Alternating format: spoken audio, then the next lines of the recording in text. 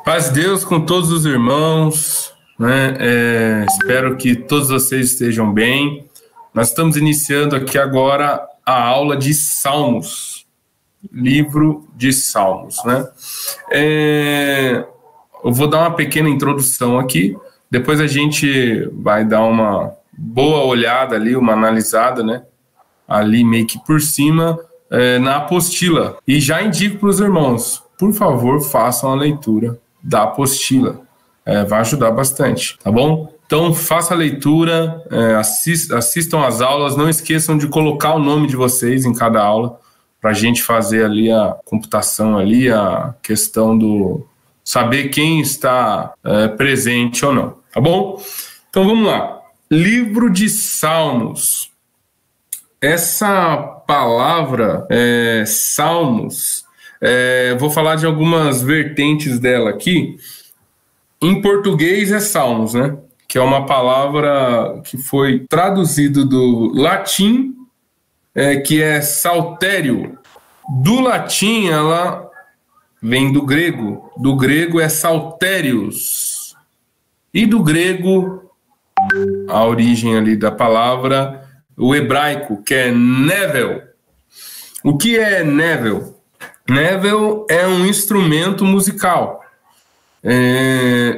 Eu cheguei a ver assim, a observar a imagem desse instrumento. Parece um violino ou uma espécie de um violão, guitarra mesmo, né? Com cordas ali, ele tem as cordas ali, toca um som. Para a nossa cultura não agrada tanto, né? O som desse instrumento. Mas está aí a palavra salmos, né? O que ela significa, que é um instrumento de corda. Mas espera aí, se salmos tem esse significado de instrumento de corda, né? Saltérios, até a questão de, na nossa Bíblia, né? Eu vou citar alguns salmos aqui, para a gente observar mais ou menos. Aí tem essa questão aí da tradução, mas um instrumento. Por quê? Porque fala justamente, é um livro que trata sobre poesias em música. Então, o que eu devo aprender sobre o livro de Salmos?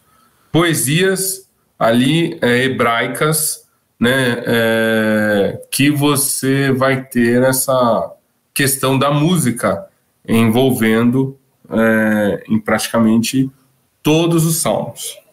Tudo bem, pessoal? Anotei mais algumas coisas aqui interessantes. Vou precisar da ajuda do Thales aí agora. Se você conseguir colocar os Salmos 33, 2 aí na tela da Bíblia, está aparecendo aí para vocês, né?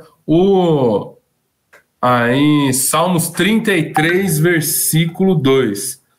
Vamos observar como vai ser a tradução aí. Nós estamos usando a NVI. Louvem o Senhor com harpa, ofereçam-lhe música com lira de 10 cordas, né? Em outras traduções, se eu não me engano, vai falar de harpa, só que a harpa,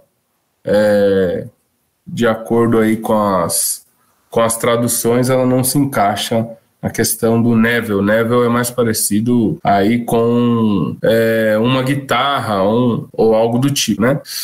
Então, música bem presente no livro de Salmos. Então, quer aprender acerca de louvar a Deus, glorificar a Deus, a exaltar ao Senhor, leia o livro de Salmos, que você vai aprender bastante. Salmos também faz parte da categoria chamada livros de sabedoria, como a gente já disse, né?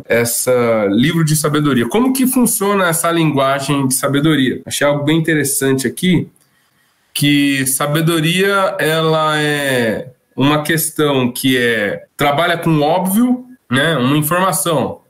Deus é bom. É óbvio que Deus é bom. Ela traz muitas das vezes informações inesperadas, que você não espera, mas é inesperado. Então, a leitura de Salmos traz isso. Uma verdade, aí muitas das vezes vai acompanhar a questão do inesperável, que algum jogo de palavra ou paralelismo ali de algo que vai te impressionar, como eu já citei lá, né, que Deus dorme. E também tem esse tom de ironia, né? A ironia aqui, tanto na questão trazendo alegria ou trazendo uma reflexão maior. A poesia hebraica, ela trabalha com essa questão, né? Ela vai falar duas informações, é a mesma informação usando palavras diferentes, né? Por exemplo, Senhor, perdoe a minha transgressão. E aí os próximos versículos vai falar, Senhor, perdoa meu pecado.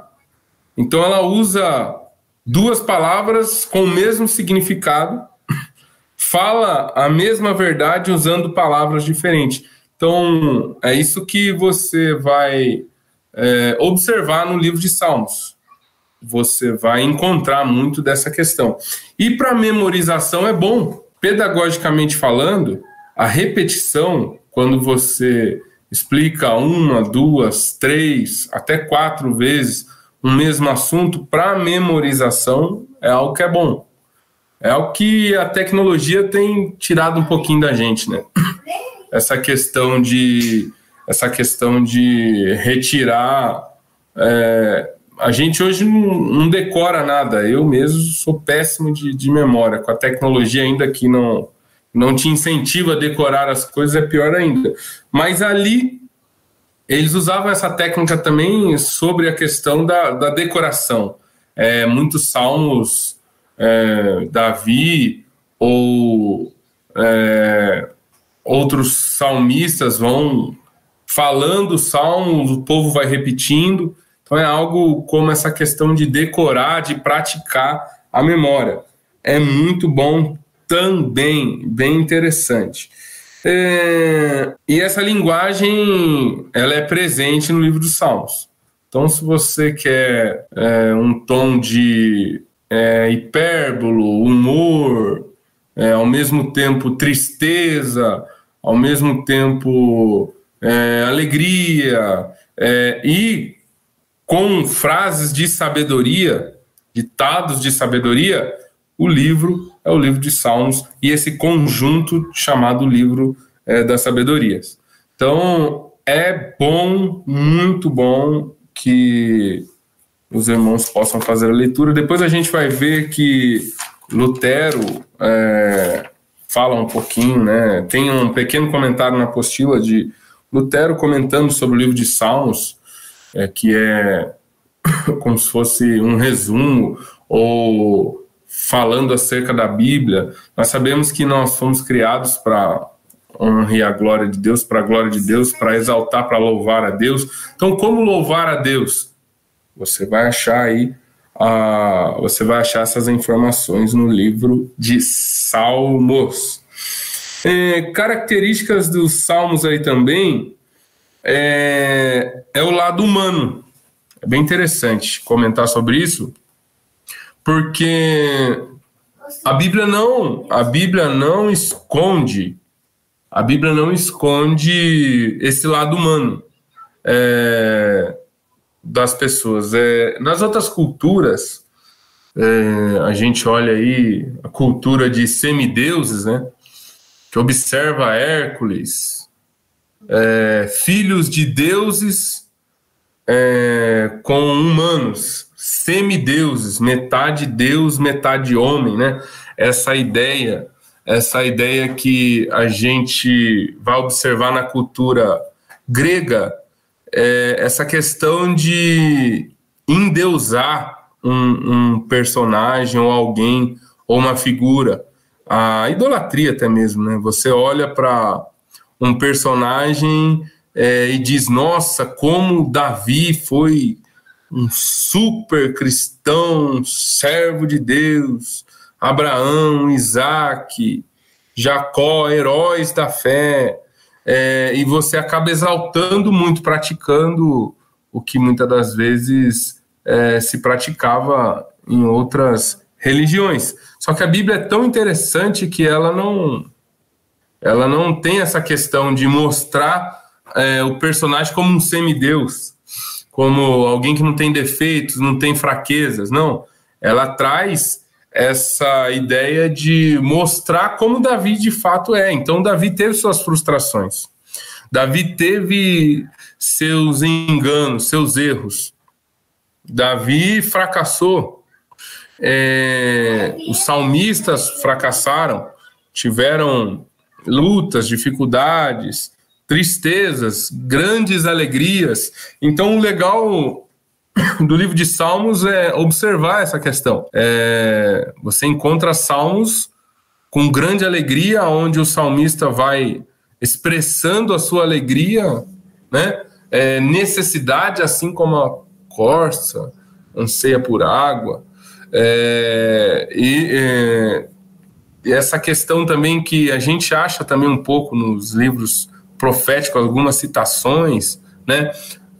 O livro de Salmos a gente vai ver que é um livro bem citado por toda a Bíblia, toda a Bíblia faz menção no livro de Salmos, Jesus também faz menção.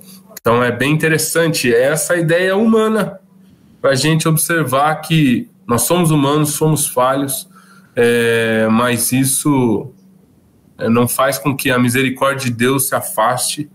Pelo contrário, Deus escolheu pessoas falhas, pessoas que cometem pecados, mas que vão viver arrependimento e vão ser usados para a glória de Deus. Então, essa é a questão bem legal da Bíblia. A Bíblia não esconde fraqueza dos seus personagens. Ela expõe as suas fraquezas e a gente está aí para aprender com as fraquezas e com virtudes. Vou deixar aqui como tema de pesquisa para vocês aí, foi até algo que eu fiquei sabendo também que é diferente. Vou passar para vocês, quem sabe a gente consegue alguma informação. Acho difícil não conseguir informação, mas só para dar, eu gosto de jogar uma bomba assim, né? Jogar algo interessante para você ficar aí assustado. Tem 2 salmos de Davi que foram encontrados ali em Qumran, no Mar Morto, que não consta na nossa Bíblia, né?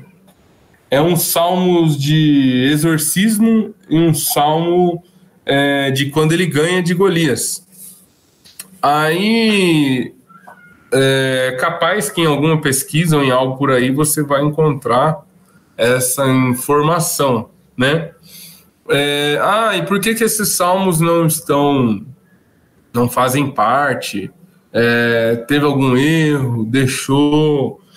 Como eu sempre digo para os irmãos, né, da nossa igreja, eu prefiro confiar em Deus, e que Deus usou as pessoas para fazer o cânon, fechar o cânon judaico, a comunidade judaica, para colocar ali, né, os livros inspirados por Deus. Eles chegaram na nossa mão como palavra de Deus e não deve ser acrescentado nada mais do que isso.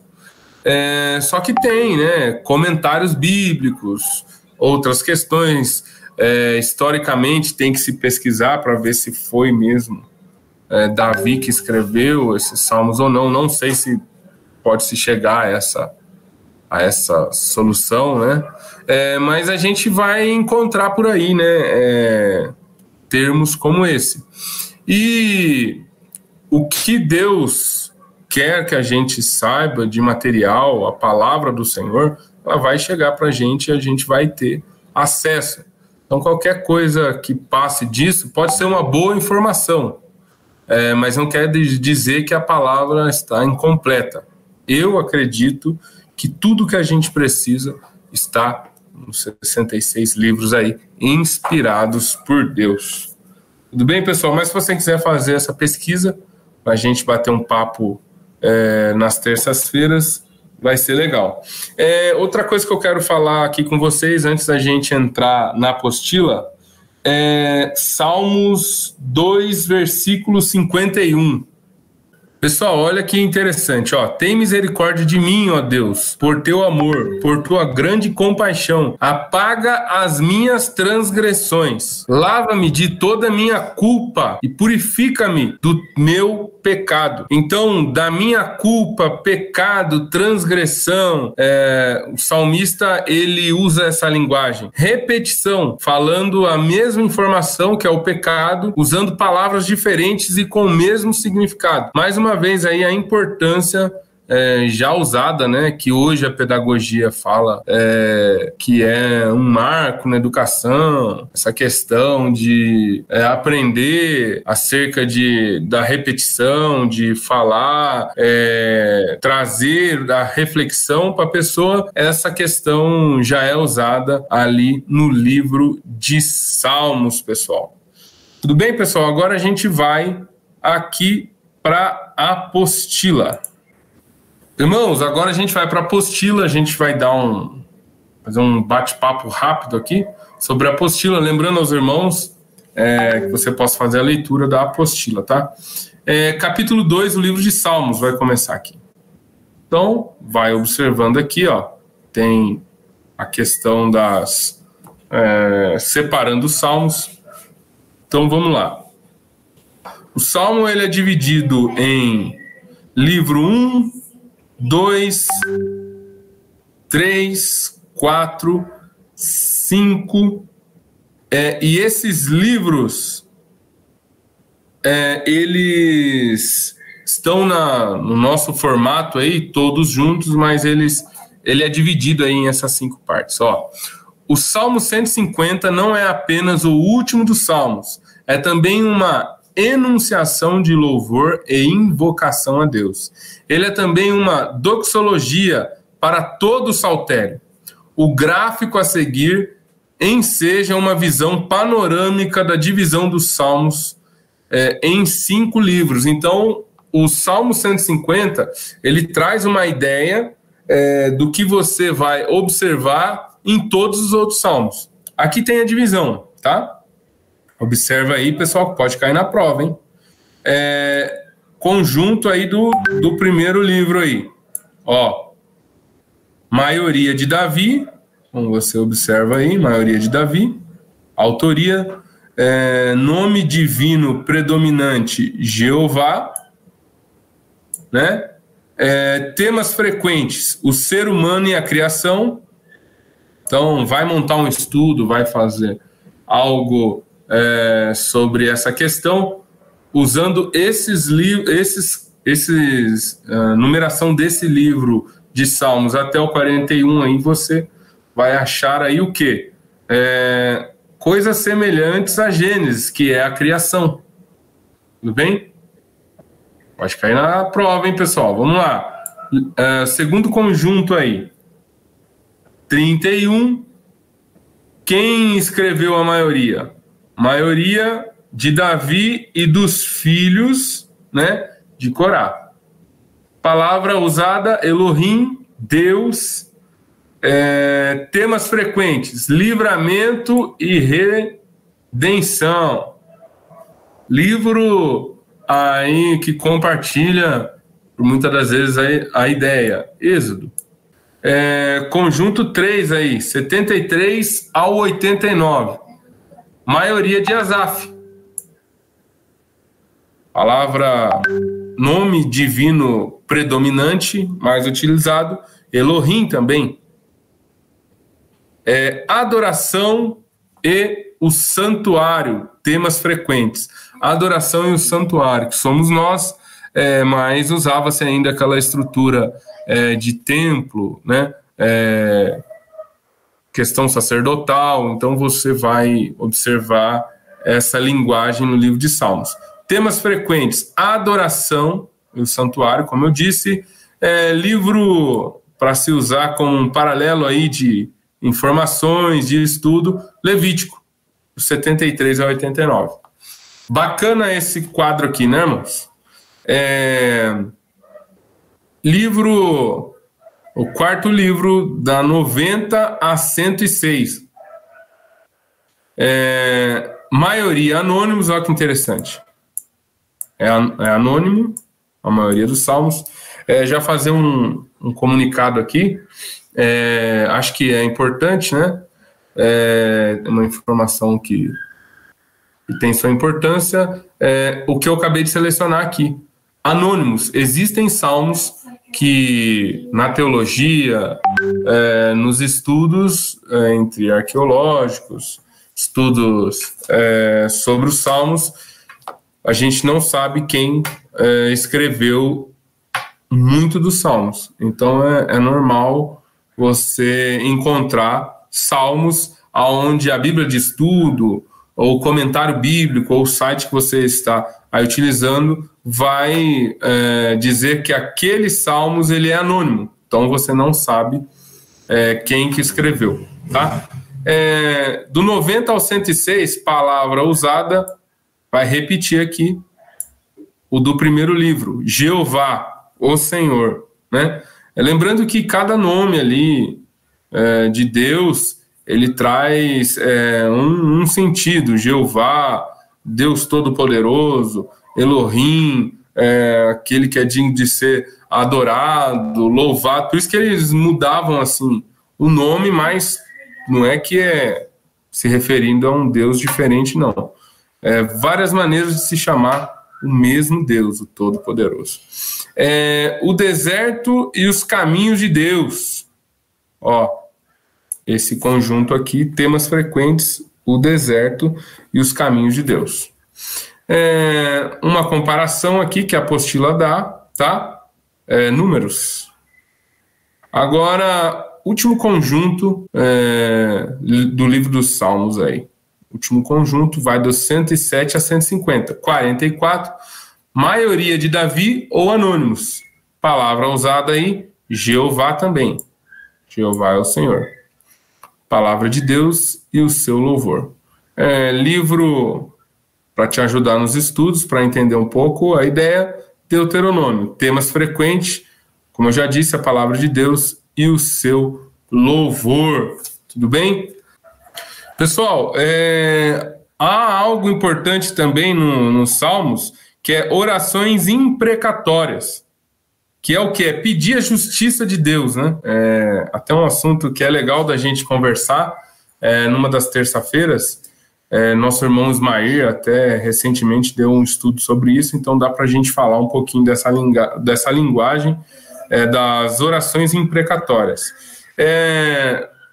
Não é um assunto que vai de concordância, né, da maioria, porque pedir que Deus faça justiça, muitas das vezes, Senhor, acabe com meus inimigos, faça justiça, aqueles que estão perseguindo o Senhor, que o Senhor possa aniquilá-los, esse tipo de linguagem, também tem no livro de Salmos. Eu, sinceramente, não concordo, né, assim, que essa questão acho que não é porque a pessoa... Eu acho que tem um padrão de oração, né, um padrão de oração que é a maneira como Jesus ensinou, que é o Pai Nosso.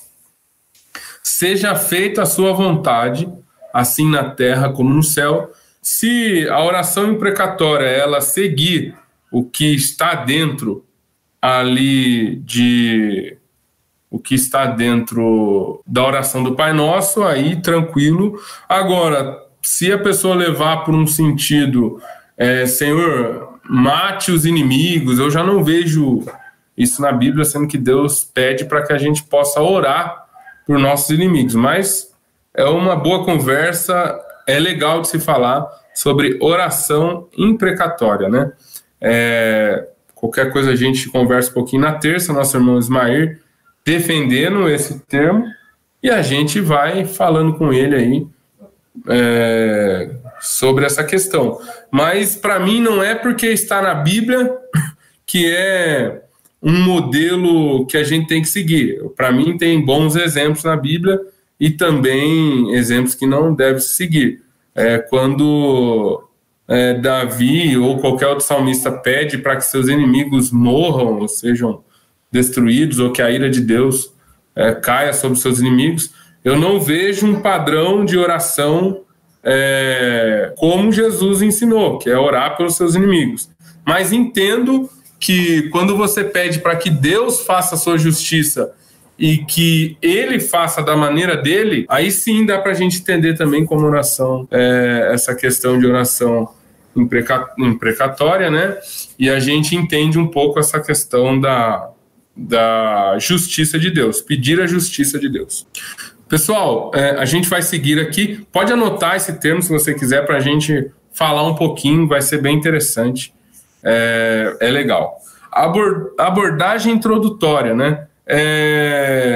Na divisão, aqui, ó, a terceira divisão da Bíblia hebraica, conhecida como Ketubim ou os escritos aqui.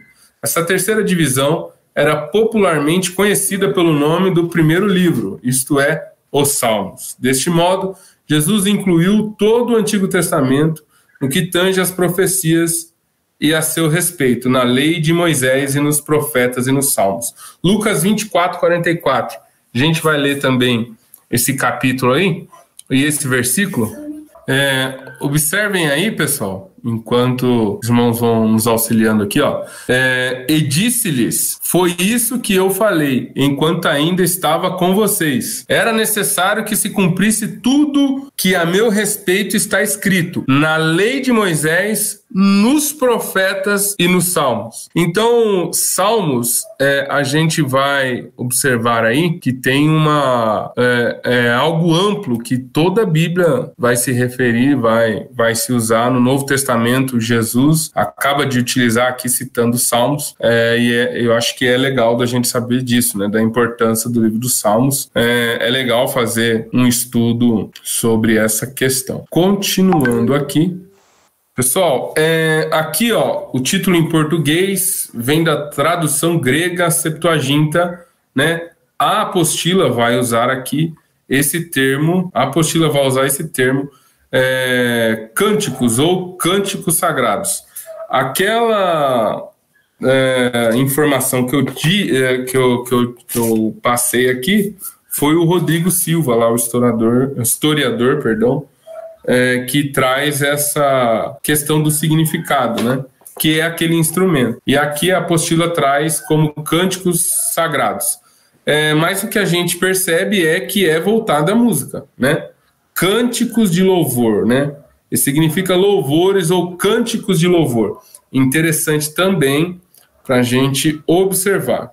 Os Salmos têm uma importância especial na Bíblia. Lutero descreveu esse livro como uma Bíblia em miniatura. Se você quiser saber aí a referência, tá aqui, ó.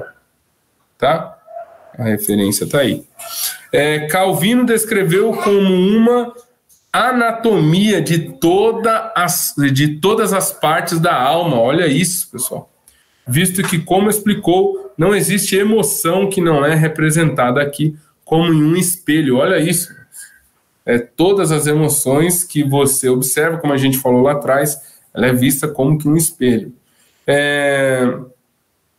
Aqui também tem uma citação, os Salmos como a maior sinfonia de louvor a Deus que já foi escrita na terra. Olha que interessante, pessoal. A maior sinfonia. Outra questão que a gente viu aqui, o lugar que Salmos recebe no Novo Testamento claramente testifica sobre o valor desse importante livro. Então, olha como é fundamental, é importante, ao mínimo, fazer a leitura do livro de Salmos, né? Sei que você está fazendo a leitura da apostila, estudando essa matéria de Salmos, mas assim que puder, faça a leitura do livro de Salmos, louvores ao Senhor e formas de culto, de fato, a Deus, bem importante. Aqui também a gente vai encontrar informações aqui na apostila, como do Antigo Testamento, a piedade era uma fé viva, espiritual, alegre e intensamente pessoal. Os Salmos mostram claramente que nos tempos do Antigo Testamento a piedade era uma fé viva, espiritual, alegre e intensamente pessoal. Olha quanta informação a gente vai observar aqui que tem, né? Sobre a prática da piedade, amar o próximo, ajudar o próximo, espiritualidade, louvor, alegria, né? Também intensa alegria de louvar e bendizer o nome santo do Senhor, e outros sentimentos também que vem acarretando, vem junto também, como tristeza, alguns salmos até que, por muitas das vezes a gente fazendo a leitura, parece que o autor, né, está num período meio depressivo, algo do tipo. É bem interessante de se falar. Refletem um nível de espiritualidade que muitos da dispensação cristã mais favorecida não conseguem alcançar, né? Tipos de estudo que muitas das vezes a comunidade cristã, em vez de aproveitar, ela não se apega a essas informações que são bem interessantes. À medida que a alma se dirige a Deus por meio da confissão, aqui eu não grifei a petição, né? Já explico por quê. Intercessão, meditação, ações de graça, louvor, tanto em público como em particular. Então, confissão de erro, de culpa, de pecado, bem interessante. Petição, por que eu não grifei aqui petição? Porque para mim Deus vai atender a sua oração se você pedir o que é para a glória dele. A Bíblia diz que tudo que você pedir em meu nome, você vai conseguir. Só que se você ler o contexto, tem regras ali do que pedir. Não é um carro zero, uma casa, isso e aquilo. O contexto ali são bênçãos espirituais, de um contexto espiritual. Isso você pode pedir, que é certeza que você vai alcançar. Agora, uma cura, a questão de alguma necessidade, trocar de carro, essas coisas, assim, você pode pedir, mas não é certeza que Deus vai te dar. Mas existem situações que é certeza que Deus vai te dar. Se você pedir ao Senhor ler a Bíblia para que você seja alguém melhor, que você vença o pecado, com certeza você vai ganhar do pecado, você vai ser uma pessoa melhor. Se você pedir para Deus, para que Deus salve alguém, você vai pedir Deus com a tua misericórdia, né? Tudo vai estar no plano de Deus e Deus salvará pessoas. Então, e de pregar o evangelho, a gente tem que pregar, orar para que as pessoas, que o reino de Deus cresça, intercessão aqui, como eu coloquei, a gente vai observar que tem salmos que vão falar acerca disso, pedindo a Deus por alguém, pedindo ao Senhor por uma nação, por um povo, meditação, né? Intelecto, inteligência, olhar a questão das palavras, meditar, colocar da maneira certa, ações de graças, ensinando como você ser grato a Deus, louvar ao Senhor, cultuar ao Senhor, ajudar o próximo, abençoar o próximo, louvor ao Senhor, que nós sabemos que louvor é elogiar a Deus e apenas elogiar. Muitos, entre aspas, louvores que a gente vê dentro da igreja, eles não têm nada a ver com elogio a Deus. Eles elogiam mais a pessoa, elogiam mais, fica algo focado no homem, e não é isso que tem no culto da igreja primitiva, não é isso que tem nos ritos cerimoniais do Antigo Testamento, onde você observa que Cristo é o centro. Tanto do sacerdote sacrificando, Cristo é o centro. O culto da igreja primitiva, Cristo é o centro. E nos nossos cultos, Cristo deve e tem que ser o centro. Então, são informações que a gente vai aprender com o livro de Salmos. Tanto em público como em particular. Muitas pessoas, os desigrejados, né? Palavra aí, quase me confundi para falar, tem essa mania de dizer que não preciso congregar, não preciso estar junto com os irmãos, eu vou congregar sozinho, eu vou ser igreja sozinho aqui em casa, e a gente não vê isso no livro de Salmos. Você vê que é importante o culto público, a participação, a reunião dos santos, a reunião dos irmãos é importante, e são informações importantes que nós vamos observar que tem no livro de Salmos. Estrutura do livro.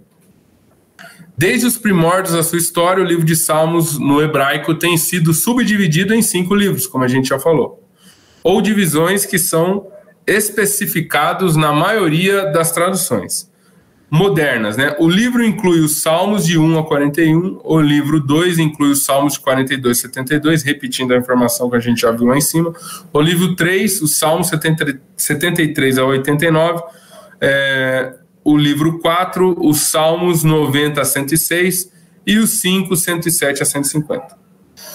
O Midrash judaico, né? Eu coloquei aqui, mas também é uma coisa para a gente conversar, né?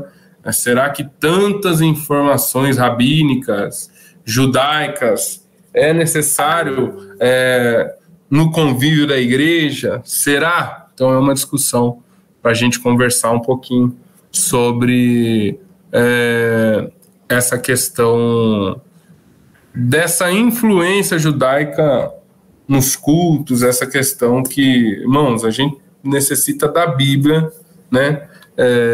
E nem toda informação judaica ela é necessária aí, né? Depende muito. Nós não somos judeus, não temos que andar como judeus, se vestir como judeus. E muitas igrejas estão resgatando, né, essa ideia ritual, muitas das vezes, trazendo da lei, trazendo essa questão que já passou para os dias atuais. Dá para a gente conversar sobre isso também, tá?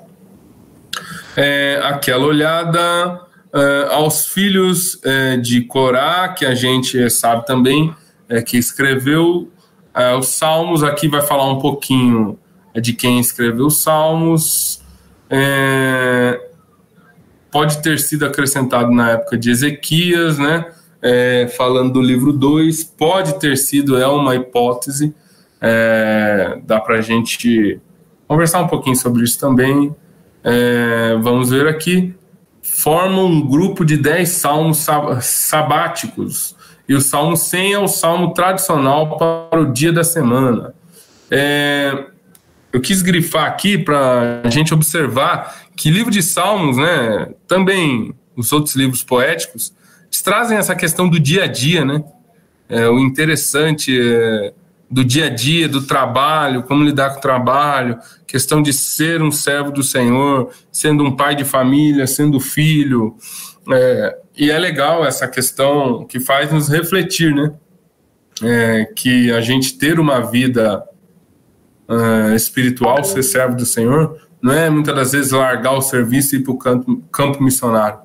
A gente pode continuar trabalhando, sendo um pai de família e mesmo assim glorificar e exaltar a Deus. Constituem 2 salmos de aleluia. Acho que essa palavra aqui é bem legal, fala-se bem, né? Que tem como base o refrão: bendize, ó minha alma, ao Senhor. A palavra aleluia aí, de exaltar, glorificar o nome santo do Senhor, que está presente em praticamente que todos os idiomas do mundo, aleluia, né? O som é falado da mesma maneira, praticamente, que em quase que todos os idiomas do mundo, essa palavra universal, que a gente usa para louvar e bendizer o nome santo do Senhor. Acho que está bem claro, né, irmãos, a ideia do livro de Salmos. Como que você faz aí essa leitura, né? Pelo menos te dá um norte para quando você for fazer algum tipo de estudo. Ó, os títulos, importante ler também. E os cânticos dos degraus, olha aí, que interessante. Outros títulos estão associados à autoria ou possivelmente a dedicações. A frase hebraica é encontrada nos cabeçalhos de cerca de 23 salmos, traduzido por de Davi, podem igualmente ser traduzidos para Davi, pertencente a Davi, ou segundo o modo ou estilo de Davi. Títulos desse tipo, além dos 73 salmos atribuídos a Davi, podem ser encontrados para os Salmos 90, Moisés, Salmos 72 e 127, Salomão, presta atenção, irmãos. Moisés, Salomão, Asaf, Emã, Salmos de Etan, né? Filhos de Corá, são salmos interessantes aí e de autoria, né? A gente está lendo um pouquinho sobre a autoria. Ou quando acontece datas especiais, quando fugiu diante da face de Absalão, seu filho, capítulo 7, que cantou ao Senhor sobre as palavras de Cushi, o benjamita. Capítulo 18, que disse o número 18, perdão, que disse as palavras deste cântico ao Senhor no dia em que o Senhor o livrou de todos os seus inimigos e das mãos de Saul. E ele disse, capítulo 34, quando mudou o seu semblante perante Abimeleque, que o expulsou e ele se foi. Classificação dos salmos.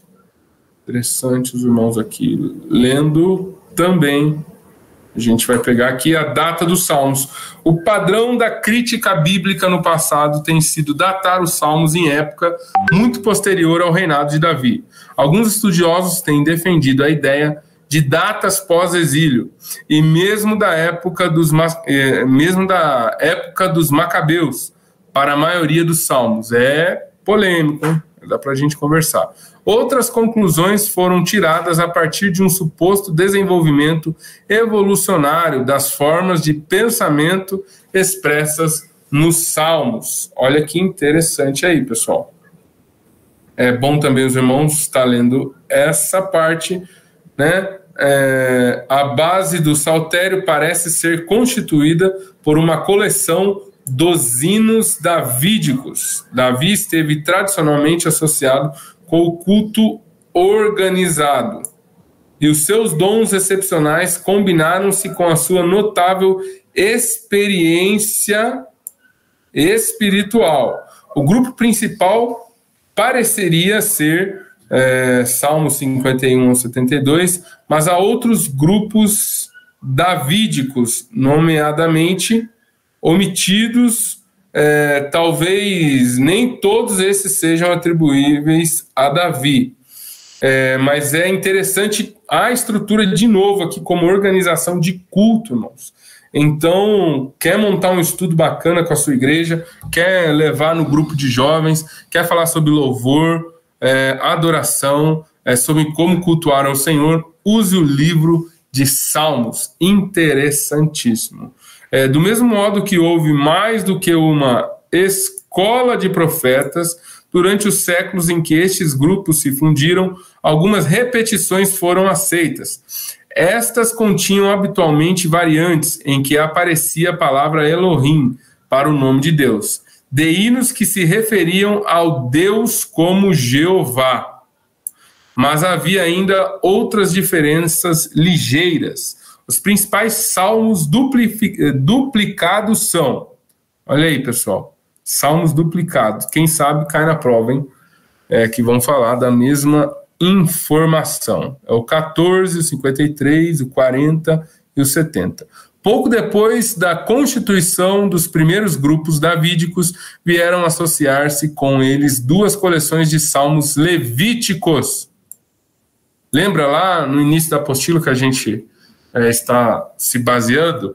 Levíticos, porque sacerdotes que escreveram salmos, então eles já estavam inseridos nessa questão de culto do Antigo Testamento, sacrifícios ao Senhor. Então, escritores dentro desse ambiente também escreveram salmos bem legais e bem importantes. Alguns desses podem ter se originado nos principais regentes das escolas de cantores, né? Vamos aqui baixar aqui. A pouco deles pode atribuir-se a uma data definida. É difícil, mais uma vez, a discussão das datas dos salmos. Uso litúrgico bem legal aqui também de se ler. Ó.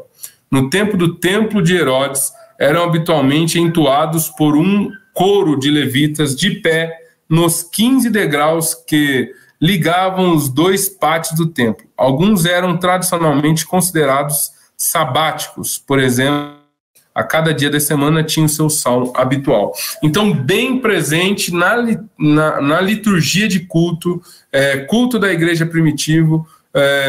Na reforma também, a gente olha aí os elogios de Lutero, Calvino e companhia, você vai ver muitos estudiosos falando acerca disso, dos salmos, bem legal. A interpretação aqui também. A interpretação dos salmos depende do nosso conhecimento, da condição da crença religiosa e da revelação ao tempo da sua composição e da nossa própria experiência de Deus em Cristo.